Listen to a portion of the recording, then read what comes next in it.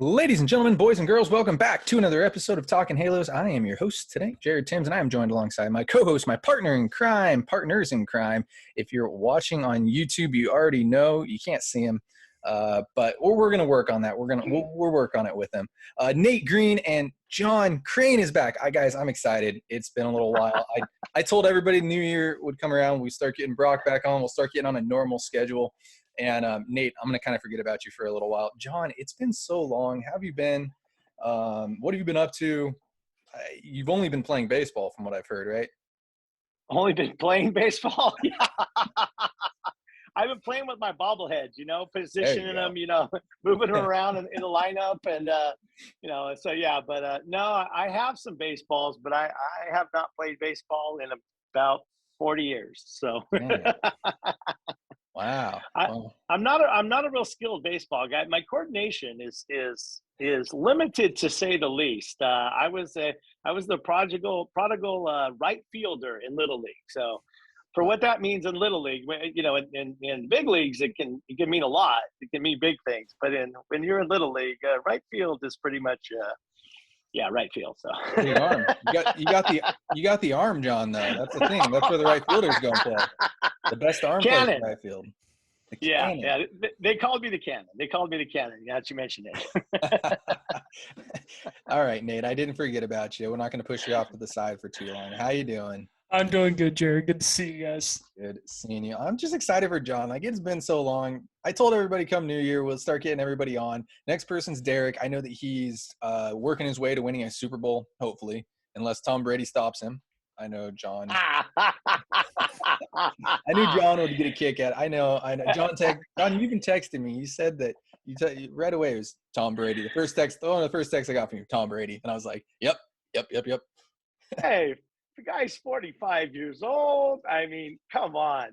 How can you not root for? Though I was in the airport in Dallas yesterday on our way home, and watched the game, and I was rooting for I think it's the first time I've ever rooted for the Rams. I actually got to meet in person the infamous Derek Ciapala out here when he was out for a Rams game, and we met and had Mexican food with one of his Rams talk co-hosts, and so I actually got to meet him face to face, and he was really trying to get me to go to the Rams game, but I had plans that day. I could not go, but he just kept coming. He was going to be treated like royalty over there. I'm sure he was, but missed opportunity. But so I will be rooting. It can come down to it can't come down. They're in the same division, right? So you can't come down to a Rams.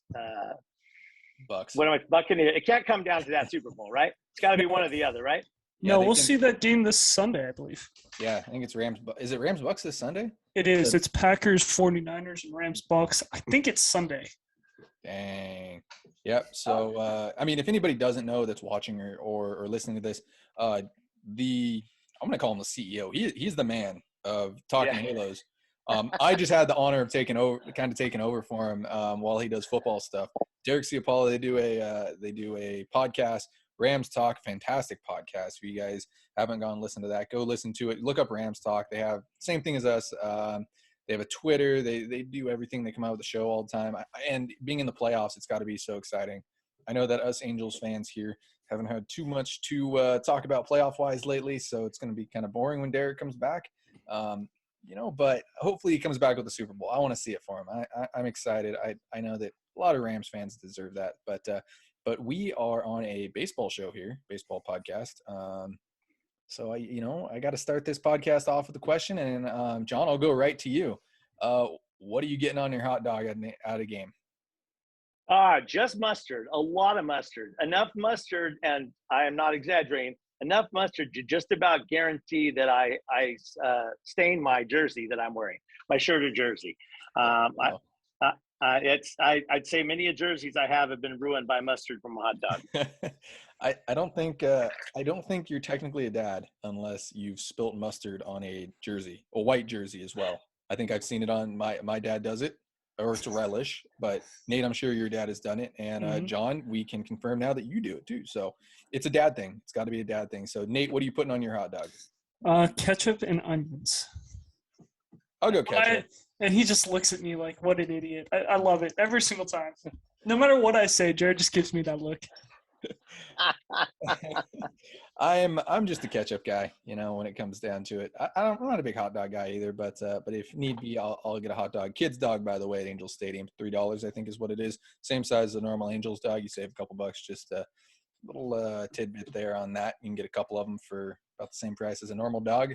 And that's how I made it through childhood. You go 2 kids dogs instead of 1 Angel dog. So guys, I'll tell you right now, though, I'm just gonna say I do like cheese on my hot dog, but it's rarely an option. Yes. And my oldest daughter, she can slam 2 hot dogs that's her go-to, 2 hot dogs. I'll stroll around the menu board, get the chicken strips or something. I eat like a child, so I'm right at home at Angel Stadium. I don't like the fancy stuff. Well, my fiance says I eat like a child as well. I beg to differ, but it is what it is. I enjoy eating like a child. So I might be on her side. Of course you are. So, guys, thanks so much for listening here at Talking Halos, making us the best Angels podcast out there. I truly do believe it. I promised you we'd get everybody back on. We're working on getting everybody back on. John's on. He'll be getting on as much as possible. Same thing with Brock. I know Nate's been coming on with me for a while now.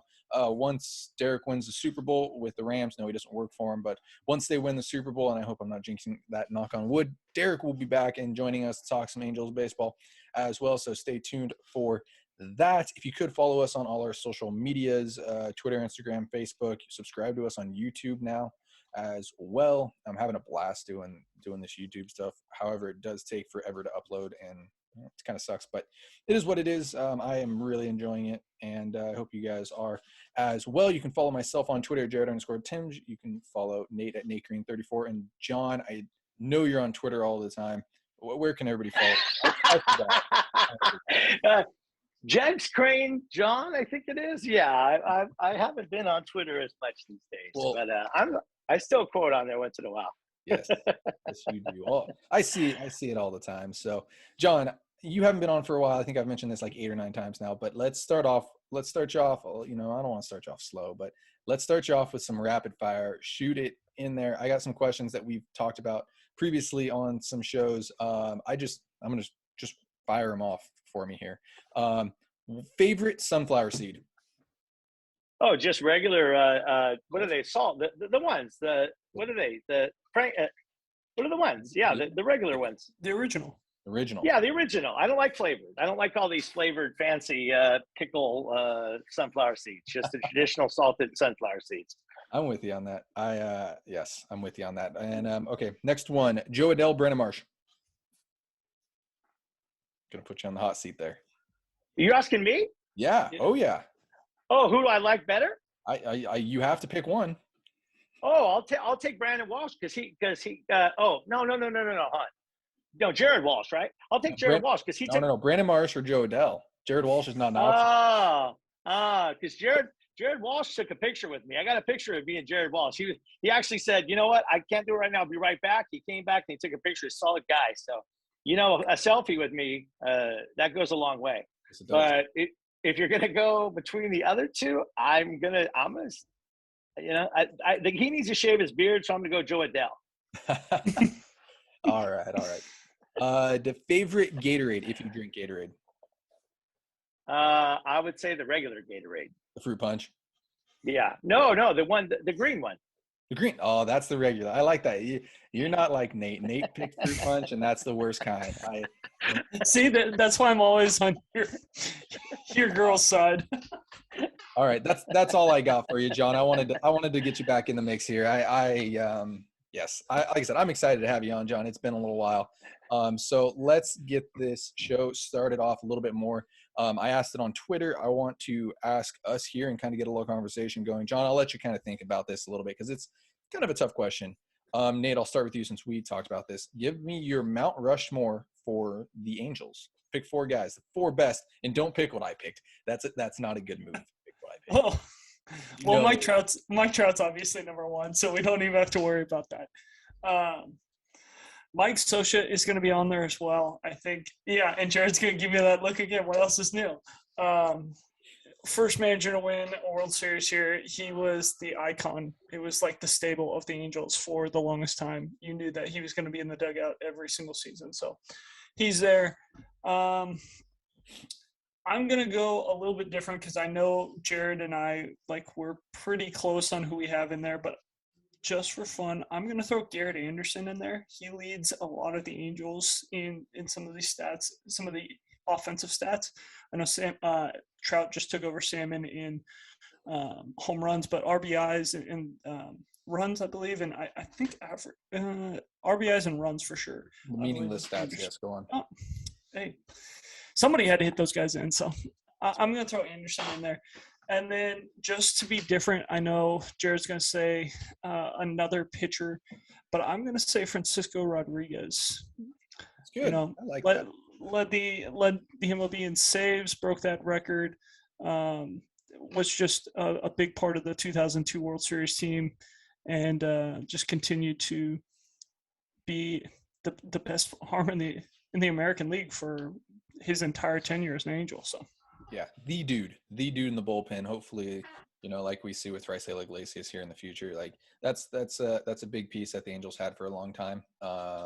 Closer wise, especially. I mean, somebody that just came in and shut the door. Nate, I know closer. I don't like the term closer. You used it. I know. How about this for a random question for you, since we don't really know our stats according to some people? Whose record did Frankie beat? Did he? I know it. I know it. Do you know it? Like the all-time saves record? The single season save record. Who did he overthrow? I know it. I want to say it was Gagne. No. Bobby Thigpen, Chicago White Sox. Oh, I got it. I went Coach Steve on you there. Okay. So. Are you sure it wasn't Jenks? Nope, it was not. I just had to give you a hard time.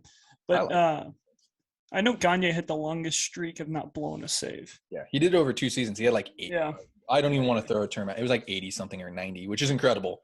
It was. That he was able to do that. But John, do you have a Mount Rushmore of Angels? I'm interested in yours because you kind of seen a different side of Angels than we have. I'm not calling you old by any means, but you know, you've been around a little longer. Definitely the old school. I think you're aware that as a, you know, I wasn't until I'm going to say my early, maybe late mid to late 20s that I really became an Angels fan. I actually kind of grew up a Yankees fan, only out of default because my parents weren't fans of anything, and I just ended up when Reggie hit the 3 home runs, I was a Yankee fan for many years. And then I just got real busy with life, not really paying attention to games much. And then by the time I had more time to start going to games, I kind of felt like, you know, as a bandwagoner, if I went to the Yankees, because I was with them through the 80s when they really struggled. they were awful. And so then I, you know, naturally couldn't be a Dodger fan, so I became an Angels fan, and I've been one ever since. I do like that Scioscia pick because that's definitely one of my picks too. I don't know how you can leave Scioscia off, the only manager who won a World Series for this team. So Mike Scioscia is definitely one. And then I am kind of jumping around on old school and new school people. I don't know that I'm going necessarily by success, but because it's hard to go like I'm looking at my list here and I'm kind of going like Nolan Ryan or Vladimir Guerrero, but neither one won a World Series with us. So, you know, I probably got to go with Salmon. I got Scioscia. I kind of like to go Jared Weaver because I'm actually from Long Beach and he's a dirtbag. And I do remember when Jared Weaver actually took a pay cut, took less money to stay with the Angels. And I've always respected that. I've always respected it as somebody who's going to take a little cut, could have got more elsewhere, but stayed for reasons. And then of course there's Ohtani. I know he's brand new, but man, it's historical. I mean, it's just 100%. Yeah. I like those. I like that we're all gonna have different ones. I think Nate and I kind of agreed a little bit, and I know he's gonna let me get one on this one. Yeah. But I mean, honestly, like after Trout, and I mean, even just after Trout, you can pick anybody. You know, like you can pick. I mean, Bobby Grich is in the conversation. I mean, if you want to go coaching staff too, I mean, Pee Wee Reese was around the Angels coaching staff forever. Gene Mauch. I mean, there's Bobby Knopp. I mean, there's just been so many historic, Angels that didn't quite make it into the Hall of Fame as Angels, but I mean, heck, I mean, the Angels are still historic in my opinion. So I just think there are so many good ones. For me, Trout, I think Trout 100% should be on everybody's. I think Mike Scioscia 100%. I think we nailed that one as well. I went Nolan Ryan, just because it's Nolan freaking Ryan. I could go, Bobby Grich. That's it. That's a good one too. I think Bobby Grich should be in the Hall of Fame as well. That's a different conversation to have. Jim Fragosi's another one that you could 100% put on your list, and I'd have no arguments. Sam and Anderson, those guys. But my fourth one's going to be a little bit different than everybody's, and I don't know how people, in a sense, can forget about this. Gene Autry. I'm going Gene Autry on my number 4. A little bit different. I know that, that's he's not technically an Angel, but first owner, was around forever. Didn't get to see the Angels win a World Series, unfortunately, but I mean, that'd be kind of cool to have, Angels hat, and then cowboy hat up there, I'm surprised that they haven't put him in front of the stadium yet, actually, on one of those big boards. I know they always go with the players, but having Gene Autry up there just year round would be pretty sick in my opinion. So interesting choices for all of us. I don't think there's a wrong answer besides unless you don't have Mike Trout on yours. I think Mike Trout has to be on everybody's. Future Hall of Famer, amazingness. So let me get around that. So because I actually did leave Mike Trout off unintentionally, but it's okay. Because I'd say so. Mine was a Mount Rushmore, and then Mike Trout. He has the Mike Trout Monument. like the Washington Monument. He has his own because he's on his own. He's Abe Lincoln. He's got the Lincoln. Yeah, exactly. The Lincoln Memorial. He has his own monument to himself because you can't just put him up there with the other guys because he is beyond world. So yeah. I'm with you on that. Use that as a little out. I lose that as a little out. No, that's fine. I'm fine with that. Like if Trout wants to have his own memorial, the Trout Memorial, that's cool. And then you put 3 or 4 guys who are a little bit more equal to each other. That's fine with me. Like I have no issue with that, John. I like that. We'll come to a compromise. I'm sure we'll get some feedback. People telling me that I'm where my head is, but that's okay. I'm glad you're good with it. No, you said it perfectly. He's in a different world, 100%. I'm with you on that. Like, he's got his own monument. He's got his face is on his own. He's in where is Mount Rushmore exactly? Is that North Dakota? Dakota? Yeah, it's South Dakota, and I've been there. Have you? Yeah, we drove there. That was a family trip several years ago. But yeah, we drove there. I've been to South Dakota. That's bucket list. But like Mike Trout's Hollywood. Compared to that, 100%. So if you leave Mike Trout off, it's just saying that he has his own, monument. I'm 100% game for that. So, John, let's get back on to you. Like I said, I'm going to continue to mention this. You haven't been on for a while. I'm excited that you're back on. This is an exciting podcast for me.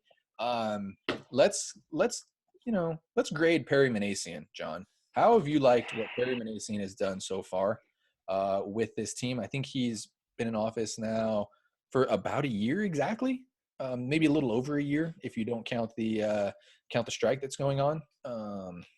But how have you liked? Let grade him for me, John. And Nate, I'll let you grade him too because I don't think we've really talked about this. Well, see, it's what I'm missing, and I'm just I'm fan guy, so I'm missing I'm expecting the big signings, and the only big signing we had. I think that, I debated this with a lot of people at work. We gave a 1-year contract and a huge 1-year contract, which I look at as being potentially either, I don't see it as a win either way, because if he does really well, then he's going to earn a lot more money. I'm talking about Syndergaard. I'm sorry. I'm Syndergaard. I apologize. Like I said. So the only pitcher, and now this is where I go to somebody like you when we talked before about prospects and stuff like this, because when I'd go to the 66ers games, I'd send you texts and ask you about this guy and who am I looking at here and who should I be looking at here, and you would give me the answers. And so I always, you're my go-to on prospects. So the only big signing that I am aware of is, I mean, that is to a fan of my level would be the Snyder Guard, and we gave him a gang of money for 1 year. So either he does well, and then we can't afford to re-sign him, or he does horrible, and then we kind of just threw away. I don't know. To me, was there a bigger signing that I missed? No, I think Nope. that's probably the biggest one. That's it. Yeah. So far through Manasian's tenure here, I think that's the biggest one. I see a lot of future, like we're building for the future, but the whole point is that we are in a kind of a win now situation here. I agree with that. I think the Angels are in a win now situation officially now. I think that everybody's been saying that for a while, and it's been Mike Trout. We're wasting the Angels are wasting Mike Trout. The Angels are wasting Mike Trout. Blah blah blah.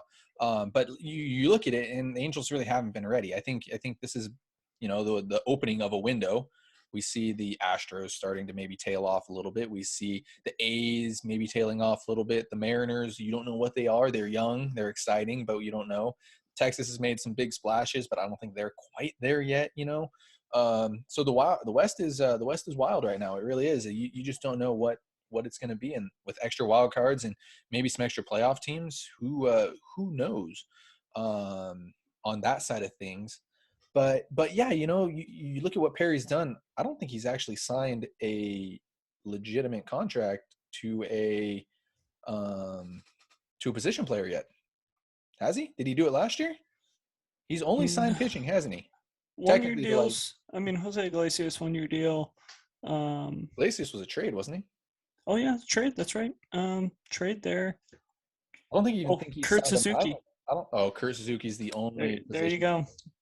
That's Dexter Fowler trade. He signed Adam Eaton technically. Yes, technically. Yeah. He's a coach now, right?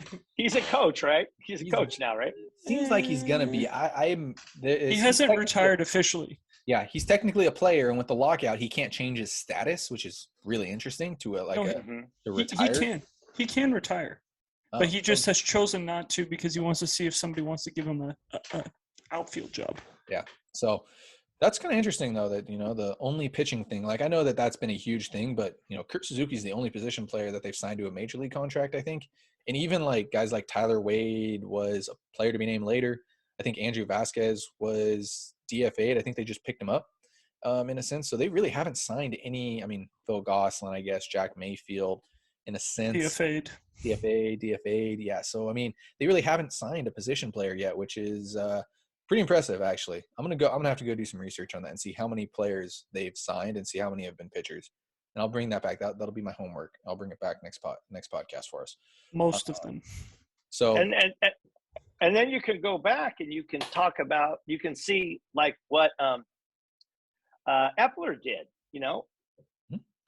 I mean, Epler's got a lot of our stuff came under the Epler era. So I mean, we're getting a lot of our line, the Adells and the Jared Walshes and this all happened. So I mean, all this stuff that they were building for the future is coming to fruition, but we still haven't gotten a pitcher besides Ohtani, and we got to pray that Ohtani has another full healthy season again.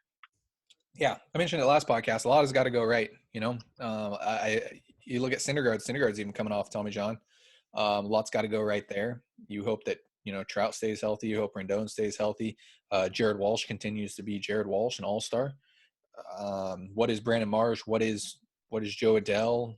Is Mike Trout in center field? I mean, there are so many question marks. But if 75% of them pan out, this team's scary. This is a scary team. I'm going to continue with that. Like I'm in full agreement. No matter what you say, like this is a scary team on paper. I know this is just on paper, but you look at it, and again, 75% goes right.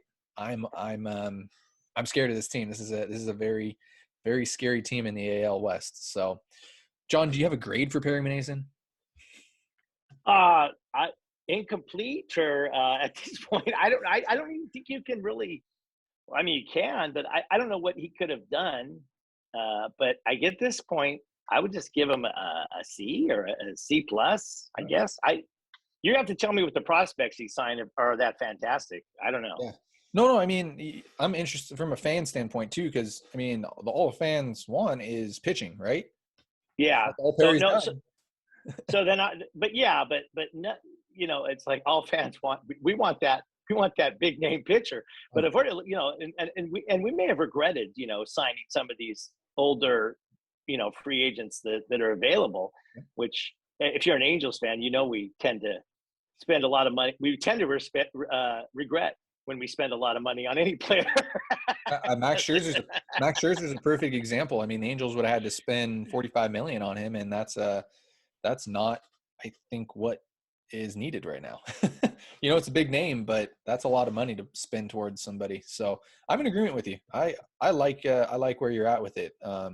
Nate, I guess I'll kind of get your 2 cents on it if you want to grade Perry Minasian, because I know we haven't done that yet. Yeah, I'm going to be a little bit more mean, actually. I think I think I'm going to go D+. I think the way that he handled the Albert Pujols situation is not great. That's a big X on my report card.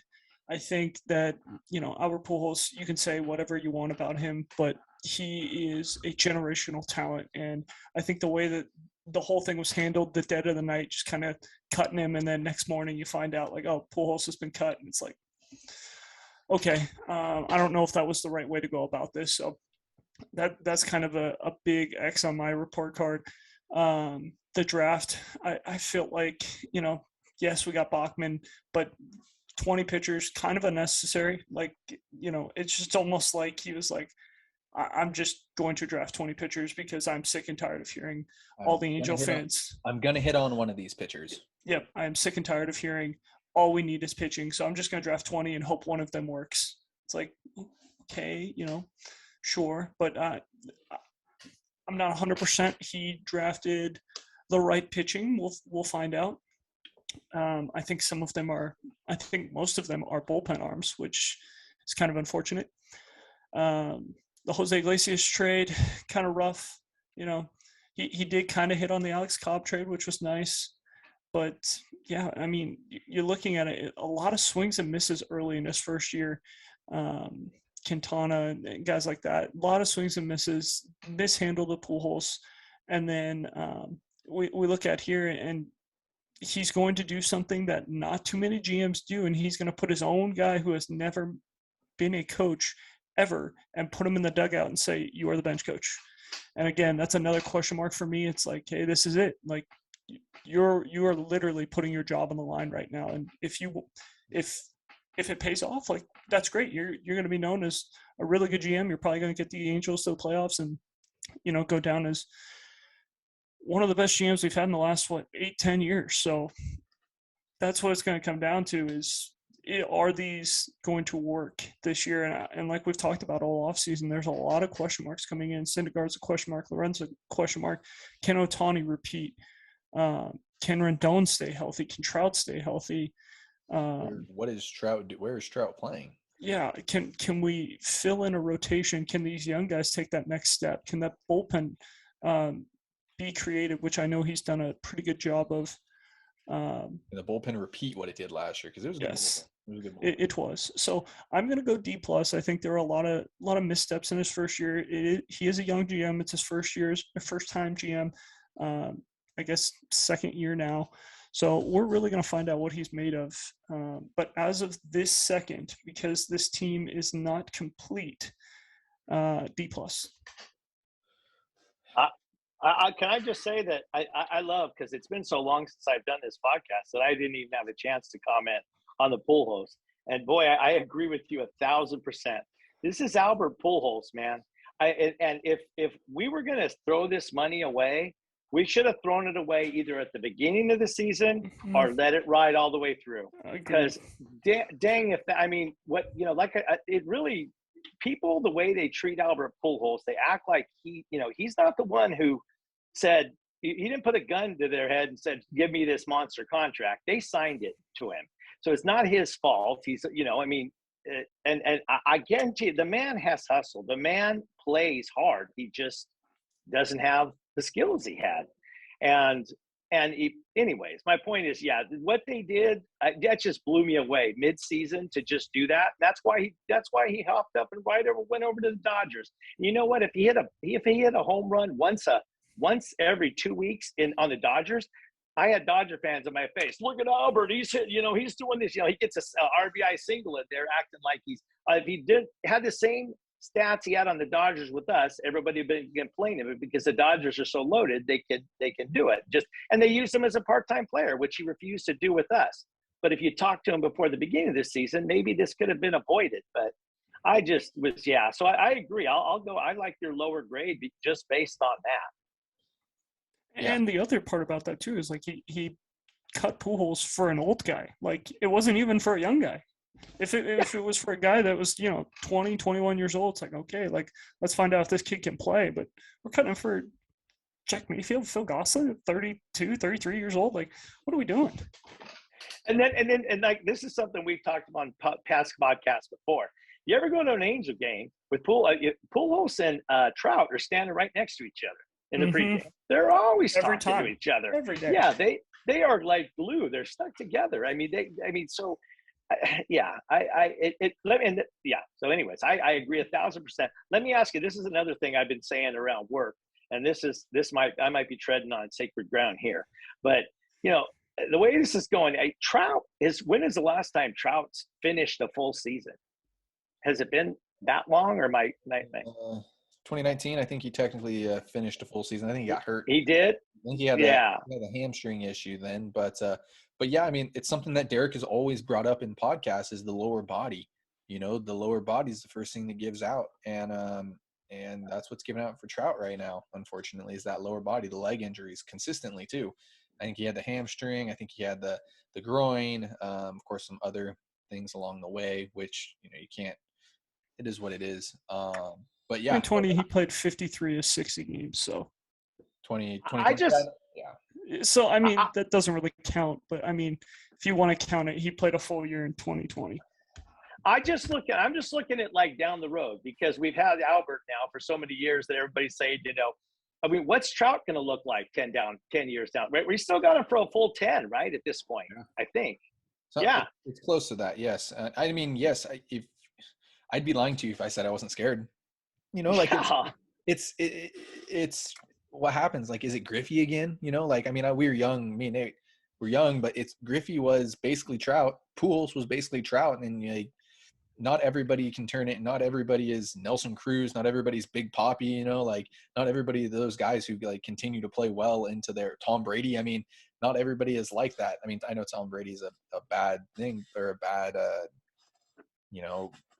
It's a bad dude, man. He's a bad dude. He's a bad dude. He is. He's a scary dude. But yeah, if you asked me if I was scared of Trout's contract, I'd tell you yes, 100%. I mean, it's Mike freaking Trout, but these injuries do scare you a little bit, 100%. I'm with you on that one too. And 10 years of it, it's 9 years left, John. 9 years. Oh, 9 years. 9 years left. Yeah. He's 30 now, so he'll be 39. But he's already. Is he? But Albert didn't miss games as much as he did. Am I correct? Or Albert was pretty healthy. Yeah, I mean, you just kind of saw the slow, gradual, decrease in Pujols. Like if you look at him year by year, I think his last 3 years with Cardinals, it was kind of a slow down, decrease, and then with the Angels, he just kind of really just took off. Like he had 2 or 3 good years, decent years with the Angels. If you look at him statistically, I know fans won't agree with that because the first year he came in, it was like he didn't hit a home run until June or something like that, and everybody freaked out about it. But he still, I think, ended up that year, playing decently well. The year after that, I think, was his best year, his second year, and then it was he continued to play full seasons. It just wasn't at the highest level that he was with the Cardinals, and everybody was just kind of disappointed. And then you saw Jared Walsh come up, and then, everybody wanted different options at first base, and there was no room with him with Shohei Ohtani coming up. So, yeah, it was I'm in agreement with you guys on the Pujols thing. Like, that's a tough thing to do, I don't even think there's really a comparison to it. Like, if you want to look across the freeway and with the Ducks, Corey Perry would be the closest thing, but at least they did it to him, off the in the off season and not mid season like they did Pujols. But yeah, I'm in agreement. I think we've talked about Pujols a lot, and that's internationally that's tough, because everybody want those young kids that the Angels just signed, all 16 of them. Like Albert Pujols is the dude in Dominican Republic. It was like having Big Papi. It's like having Robinson Cano. It's like having any of those guys that came from the islands. Like who do you want to go play with? Mike Trout or Shohei Ohtani, or your hero in Albert Pujols, Robinson Cano, David Ortiz, Nelson Cruz, somebody like that, who came from the same small town that you did, that played at the same little league that you did, that played at the same, field, across the street that you did. So yeah, that's the big important thing I think with the international side of things and Albert Pujols. So, John, I had more questions, but I like where this conversation went. I'm very content with where we are. I'm excited that you came back on, John. I know it's been a little while, but I promise we will have you on a lot more often now. I promise. So John, I like to wrap up these podcasts. Any final thoughts baseball wise or anything like that for you? Nah, just looking forward to, like I said, looking forward to this season and waiting for this lockup. I work with Dodger fans, this particular one who walks by. I think we said the other day, he walked past me and he said, he goes, it's so hard. He goes, with this lockdown, because I can't walk by and make fun of that the Angels haven't signed anybody because nobody has. Exactly. But happy to do it. This is a great, I'm free. I'm actually a lot freer now. Things are a lot more open for me, especially at when we recorded this one. So, perfect. So yeah, just give me a shout out. Let me know. I'll be there. Always. I will definitely. And Nate, any final thoughts before we let everybody go? No, I'm just excited to have John back and ready to continue this offseason. Hopefully this lockout ends sooner. I'm just going to continue to say it until it actually happens. Hopefully this lockout ends sooner rather than later. Oh man, it's brutal. I'm with you guys on that. At least we had a little bit of baseball news over the weekend with all the international signings. That was a fun day and a half with everything that happened. So guys, thank you so much for listening and watching this podcast. If you're watching us on YouTube, it's like I said, been a lot of fun. Subscribe if you're watching us. Subscribe to us wherever you're listening to it as well. Leave us a review, whether it's good or bad. Let us know what we can do good or worse. If you don't want to do worse. Do worse. We can definitely do worse, guys. We don't want to do worse. Well, we'll see.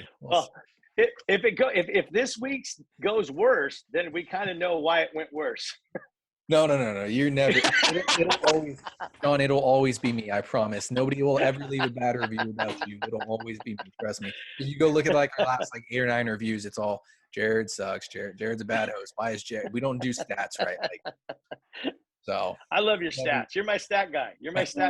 Oh, good. I appreciate that. So if you could follow us on all our social medias, Twitter, Instagram, Facebook, subscribe to us on YouTube. Like I said that before. Follow myself on Twitter at Jared_Timms. You can follow Nate at NateGreen34. John, where can they follow you on Twitter? Oh, John Craine, John. Go follow John, guys, and go complain to Nate. And guys, thank you so much for listening and watching, and have a great rest of your day.